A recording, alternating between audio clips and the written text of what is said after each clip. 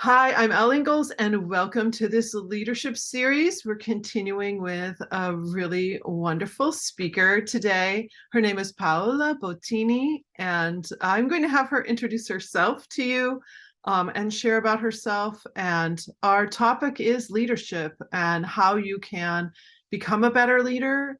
Maybe have one or two takeaways from this that really does boost your leadership without all the stress and burnout that's often attached to high achievement. And that is what we focus here at Pressure Free Living. And that is what this summit is all about. So welcome, Paula. Thank you, Al, and thank you for giving me the opportunity of being here and sharing with you all a topic, as Al was saying, it is leadership, but what is, I find is the base and the foundation for leadership, there is self-awareness. And self-awareness, it can sound sometimes a little bit fluffy and hard to connect to our daily working life, but leadership, in my definition, it's related with teams and team building. So a great leader has a great team, is leading a great team, and how these all connect through awareness. And before jumping there, I want to tell you about myself. And also why awareness is one of my passions.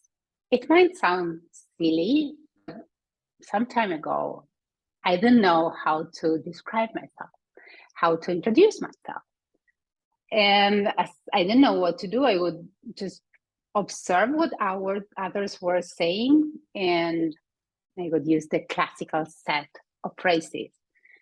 But the gap in between saying I am the manager of this or that company and I like to play tennis or whatever hobby I was undergoing at that moment, and who I am started to become bigger and bigger.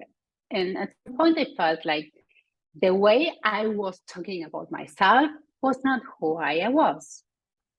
And I pushed the discomfort away for a while, and it came with a price. I hit bottom on December 2015. I was in Buenos Aires, that is the city I was born. And Buenos Aires can be very hot around that time of the year. So I decided to have my morning coffee on my balcony.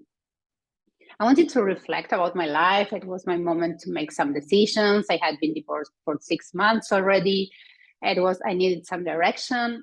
It was on the Christmas break at work, so it was the perfect moment to go for it. And while I was undergoing the process of reflection, I started to cry. It was not this couple of tears. It was this anguished crying that I had no idea where it was coming from. And I remember it was hot, but my body was shivering and I could not control it. It took me a while to understand that I was feeling fragmented.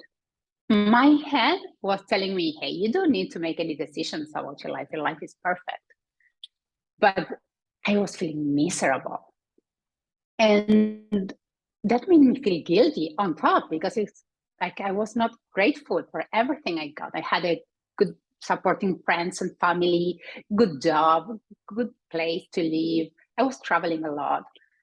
It took me 3 days of crying to find my courage and call a friend and tell her, hey, I'm not okay and I cannot figure it out. And she said, Paula, it is okay to ask for help. Go and seek for professional help. And so I did. I tried different things. I went into therapy, I explored different techniques, and I went into coaching. And that's where my self-awareness journey started. I worked hard on knowing what I didn't know about myself. That's how I can tell you today that my name is Paula Bottini. I am a very curious, highly positive and adventurous person who was born in Buenos Aires and is now living in Luxembourg. I'm passionate about nature. I feel grounded when I'm in nature, and when I meditate, I love to hike, specifically in the forest and with my dog. And I love to practice yoga and read fantastic stories. I am passionate about helping people to build their thriving environment, and I find purpose in helping them build the life they envision for themselves. Why? Because living our dream is not nice to have, is a right we have. And I found one way of living my purpose is through coaching. And that's how I became a coach and a transformational coach, because my work goes to the root to really understand who you are, what makes you, your uniqueness. And I'm specialized on self-awareness because being aware is what allows us to stop living in automatic and make conscious choices to build the life we want for ourselves. But before all this, I was working in the corporate world. I had studied food engineering, and I spent there almost 22 years of my life. And I was specifically working in the procurement department of international companies. And throughout my career, I managed several teams, and they were very diverse in everything, in geography, in gender, in age, in background, in culture, religion, you name it.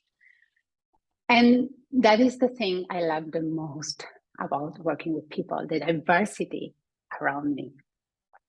And building resilient, evolving, and strong teams became my strength. So I was considered a great leader. And I was undergoing an internal HR interview once at work, and they asked me what I thought it was the key of my success. And for me, it was simple. I said, I acknowledge each team member as unique and whole. And I was very lucky because I got to learn this very early in my career.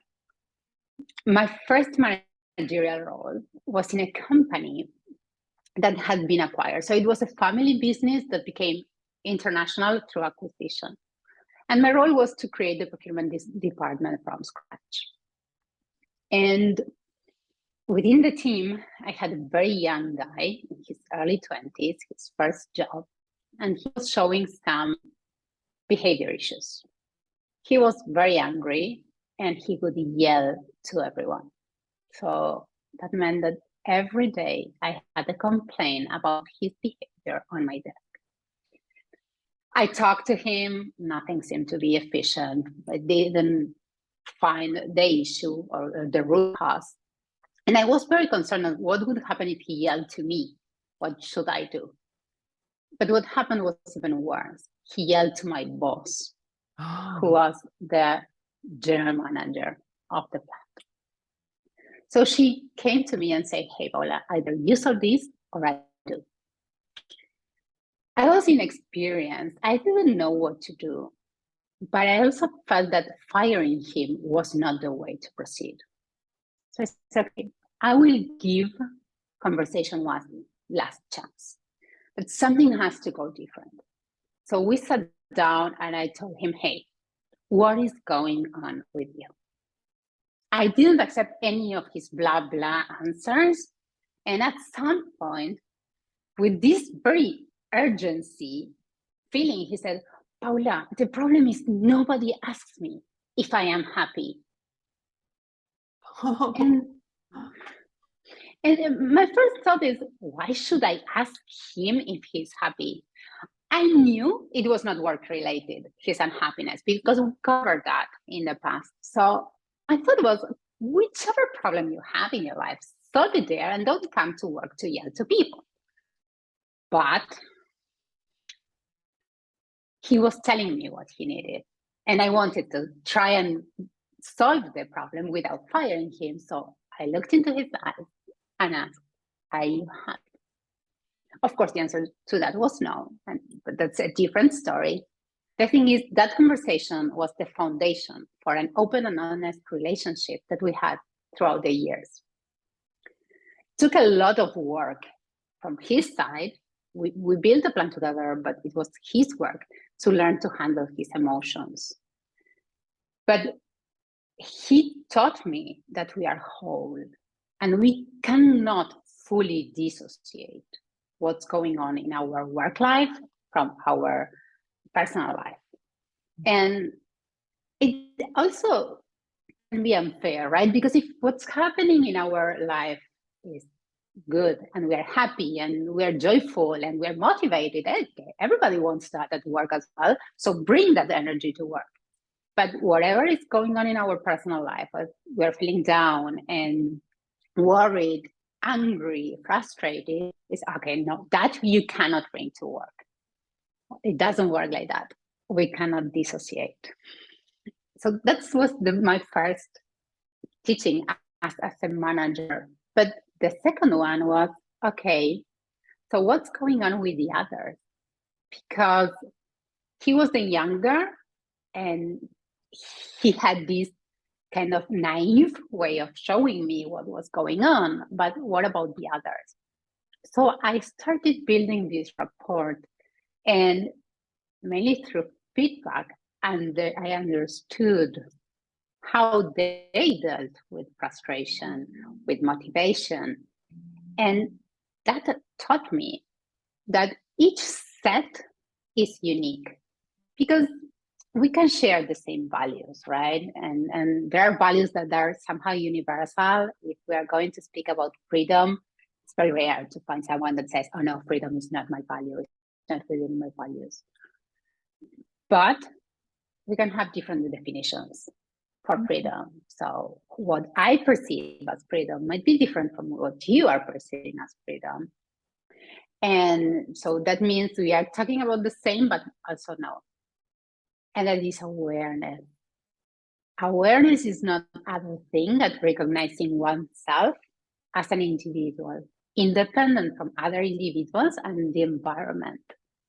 And acknowledging the uniqueness of us, the unique set of values, beliefs, dreams, passions, blind spots.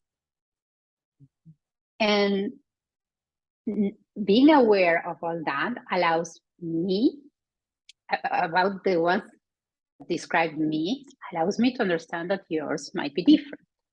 And that's the ABC for empathy. So if we have a leader and a team that can be aware of their differences and they can practice empathy, we know we are building a strong team. But I also had the chance to put this in practice in a different scenario. A few years later, I was doing my MBA. And to get the diploma, we had to undergo a business simulation. So instead of doing a test, we had to simulate during a week that we were the C-level of a company, and there were some challenges and goals. And that was the target. The week my team was doing the simulation, I got engaged in a work travel and I could not assist. So the university gave me the possibility to do it later with a different team that I didn't know. I said, well, sure, of course, I will do it. The first day of the simulation with that team, I also got engaged in a work meeting and I could not assist. So I arrived there Tuesday morning. And when I arrived, I found a team that was very upset because I was absent the previous day. And they didn't know, because for them, I was just a no-show. The university didn't tell them anything. And I didn't know them, so I could not talk to them. And they were pretty upset. I was given the role of the CFO, which I hated. It was, from all the roles I could have, the worst one. And the performance on Monday was a disaster. We were last in the simulation, and also the performance was so bad, we were risking to achieve the passing note. Tuesday morning was a disaster. Everybody was passively angry with the other one. So the communication was like a silence, and it was really, really a bad environment to be. And the mood was horrible as well, and the performance kept going down. By that time, I was already aware of my strengths. So I said, okay, I started having conversations with each one in the team. And I asked them to explain to me their goal, their role, and their challenge. All this happened in the heat of the simulation, so because we couldn't stop and have a conversation and find the problem. No, it was all very, very quickly in between tasks. But that gave us the possibility that all of us heard every answer. So we understood that we had the same goal. We all wanted the MBA diploma, was the very basics. We all wanted not to suffer the process. Having fun was, okay, a nice to have, but at least not to suffer, and we were suffering. And we wanted to live at a normal time. We didn't want to spend all day and all night working. And as we all explained our roles and what was expected from us and what were our challenges in that role, we gave the possibility to the others to say, hey, I can help you with that. We were not allowed to switch roles. So I was a lousy CFO.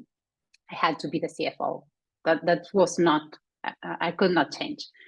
But for example, in my case, I had within the CFO role, the controller role. And I'm a big picture person. So when somebody asks me to pay attention to details, I get stressed because I know that I overlook details. And so what I do to try and solve that is I start reviewing my work over and over again. Every time I review it, I find something I missed. So that increases my level of stress. And my performance gets poorer and poorer. But if I can have someone detail-oriented to look at the main key points of my work to make sure that it is okay and I didn't miss anything important, then my life becomes easier. And that's what we did. And it was great. We finished with a 9.5 out of 10 as a grade. We bonded a lot because it's impressive how good it is when everybody's bringing their talent. So feeling of, okay, I'm supporting, and the team moved up because of each one's collaboration, while we were still doing what we had to do. Was amazing. And the latest we left was that Tuesday at 7 p.m. So we ticked all our goals. The thing is, the only reason why we could solve the problem the team was facing in such a short period of time was because we were aware of our strengths and our blind spots. And we knew that because part of the MBA program was to undergo personality assessments. So we had a lot of information about ourselves by then. And so in a very quick conversation, we could bring those things. Without that awareness, I don't know what would have happened. So it is really, really important to have all these tools when it comes to leadership and when it comes to building a team that is resilient and that can face issues, conflicts, and any problem. And the thing is, the conflict within a team normally lowers when we can practice empathy and we have this awareness of differences. We can be saying the same, but it's not the same. Or it can sound we are talking about the same, but no. So not assuming, but asking, what do you mean by this? I'm going to come out and go a little deeper on this. So that idea of a continuum, like you mentioned, freedom and what people think about freedom, it falls on a continuum. And the same thing with our emotions. So someone could be acting in a way that someone views as, oh, they're angry, but to them, they're just a little bit annoyed, because this other person has a greater sensitivity, perhaps to tone of voice or So where people fall on these continuums within the team, I think it's just an amazing point to bring out. So that you open up your understanding of why someone's behavior is what it is, why someone is acting the way they are or talking the way they are. And when you can kind of debunk that a little bit, it's huge. I had a family who thought that the father was angry, and he actually told them, all you've ever seen is my annoyance. I have never shown you my full anger. You've never known it. Because Well, he stuffs it down, and that's why he had heart disease. Like, he's stuffing that down. And so I just think that's really important. Another thing you brought up too that I've found really interesting is assessments. And I know that assessments can work, and they can also not work when you get assessed. One of the things that I found in my practice is that the more someone stops releasing the stress response, the more they actually have so many aptitudes and so many parts of their brain that they didn't think actually worked very well start working well. For example, if someone's very analytical, all of a sudden they're painting. Their creativity is coming out because that's been blocked because the stress response shuts down the cortex. So it's like you're not even able to experience your full self. And so then if you have something like you mentioned, I'm stressed because I'm not I don't do details very well, and then it ramps up, and then it gets worse and worse. It's like, again, it's on this continuum. It's like, can someone help me? How can we help each other? And I did an MBA too, and it's the first time, other than being in symphony, which is a totally different thing, but where everyone had to be, it was all project based. Your grades were project based. And it's a huge awakening for those of us who were expected to always got A's or whatever the thing was. And now you come into a project situation. And no, you might not get an A. You might even get a C because the team didn't function correctly. So I'm loving that you're bringing that forward because, it's an academic setting, but what happens in the real world when the team isn't functioning right? exactly. And what I loved about the MBA as well, the big difference, the working world, no, and then where the real leadership skills need to be applied is there are no bosses, right? Nobody can play okay, this is the goal and this is the direction we take. That's not possible because we're all peers. Yes. And each one of us has its own agenda, right? And so it is an extra challenge to be everyone on the same page and to take the project to the end successfully when there's no authority involved at all. Yeah. And that's great. And that's where the building of a strong relationship and bringing in what each one can bring. And as you say, like when we are aware of what stresses us is that we are allowed to leave it aside or do something to solve it. Otherwise, and this again speaking from my own experience, working in procurement, there has a lot of detail-oriented tasks that as a junior I had to perform. And I was never aware of the level of stress that was bringing me until I got to understand myself. Yes. Mm-hmm. Yeah, that's really interesting. I didn't realize how environmentally sensitive I was to people's tone of voice, to even gestures, and even swear words. I was just in a leadership container where they swore a lot, and I wasn't comfortable there. I didn't appreciate it. I felt it was unnecessary.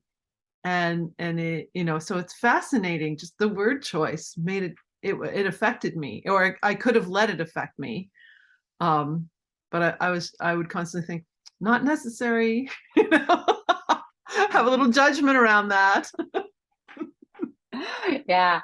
And it's a great reminder not to take things personal, right? Because the other person is, it is how it is, and may be related to the culture, or, and Yeah. not that you're saying this, also it happened to be, as I said, I was born in Buenos Aires, so I'm Argentinian, and I live in Luxembourg. I don't speak Luxembourgish, but I'm married to a Luxembourger and he has kids. So I hear a lot of Luxembourgish around me. And at the very beginning, it is such a weird language, and they use their tone of voice completely different to the Latin language I speak. Uh-huh. So I was constantly like paying attention. Are they gonna fight? Is this leading to a discussion? And no, most of the time the answer to that was no. And it was not even that they were aggressive to each other. It was just the differences in the modulations of the voice and the tone of voices that they use. And it took me a while to learn to understand how they do that differently from what I do. But until I could do that, I was in this alert mode all the time. Okay, is there an mainly between the kids, right? Are they gonna fight? When we were the three of us together, are they gonna fight? Are they gonna fight? And no, they were playing maybe. That's really, is it more German, Luxembourgish? It's a more German, yes. Okay, that's interesting. Wow. Yes. And again, you've got the layer of the family culture, you have the layer of the language. Like there's all these layers Yes. that Yes. we're trying to decipher. And the same thing in a work team. Every one of those persons comes from a different family culture, a different way that they were brought up, and shared values, but on different points of the spectrum. I mean, I think that is our huge takeaway here. And I think it's amazing how you came in the second day and you led with what you know how to do. And that takes some courage coming in on day two. And it speaks to your leadership to be able to do that too. Thank you. Thank you for the acknowledgement. Honestly, at that moment, it was more into, okay, we need to solve this. And so, okay, I took the leadership because nobody else was doing it. But yes, it is.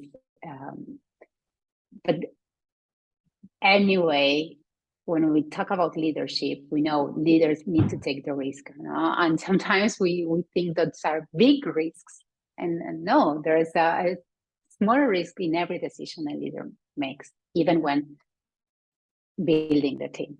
Yeah, there really is. There really is. And you can misread, and I think acknowledgement is important too in that case, that when you misread something, or for leaders to be vulnerable and share, okay, I wasn't on point on that. Yeah.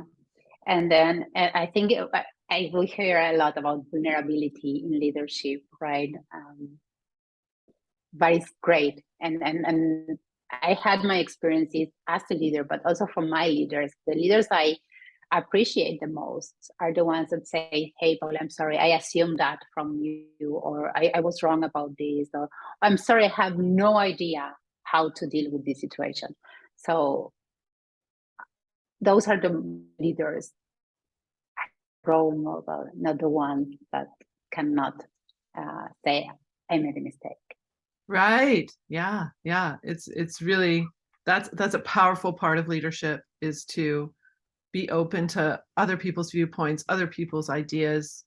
I mean, it's how you put two brains together, and you really put two brains together. It's exponential what can be created. But when we stay in our silos, and it's a hard thing for most people to learn, because most of us were acculturated in an education system where we were siloed. You get the grade, you do the work, don't look at somebody else's paper.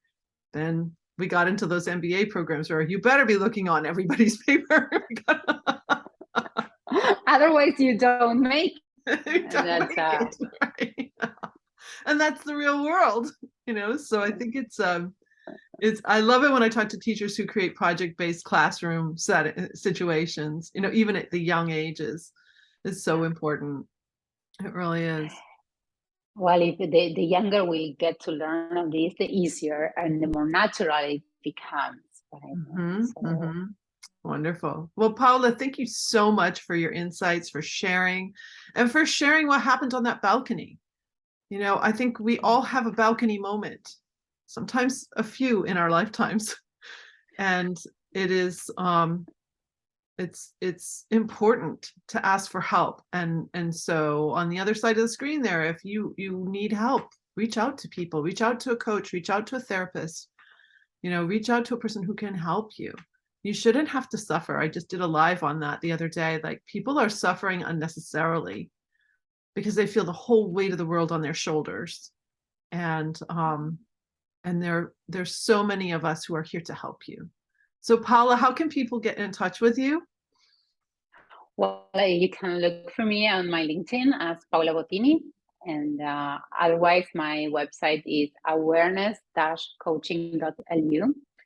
And And I'm going to put that the is the best. links below here on the page so people can easily find you. And I'm just so grateful you were willing to speak and come on. And most of the people that I bring on here have huge speaking fees. We all speak, and so it's really wonderful when someone's really able to give this half hour and share. And I'm really grateful. So thank you so much. Any parting words as we leave here today?